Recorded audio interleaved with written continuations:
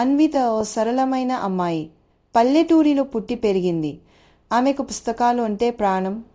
గ్రామంలోని చిన్న లైబ్రరీలో రోజూ గంటల తరబడి చదవడం ఆమె అలవాటు. అదే గ్రామానికి చెందిన అర్జున్ ఒక పట్టణ విద్యార్థి. వేసవి సెలవుల్లో ఊరికి వచ్చాడు. అతనికి ఫోటోగ్రఫీ అంటే మక్కువ. ఒకరోజు లైబ్రరీ వద్ద అన్వితను చూడగానే అర్జున్కు ఆసక్తి కలిగింది.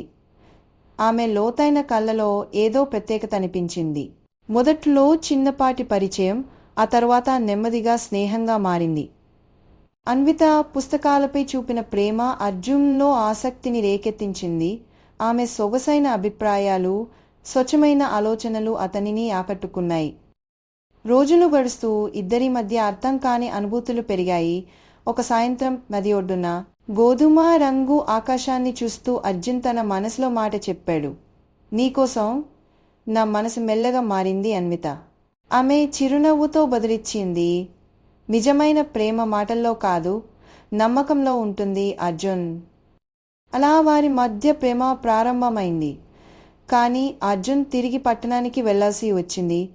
వారి ప్రేమ దూరానైనా దూరం కాలేదు. అన్వితకు పుస్తకాల ద్వారా ప్రేమను నిలబెట్టే బలం ఉంది. అర్జున్కు ఆమె ఫోటోలు చూసేటప్పుడల్లా గుర్తొచ్చేది. సంవత్సరాలు గడిచాయి.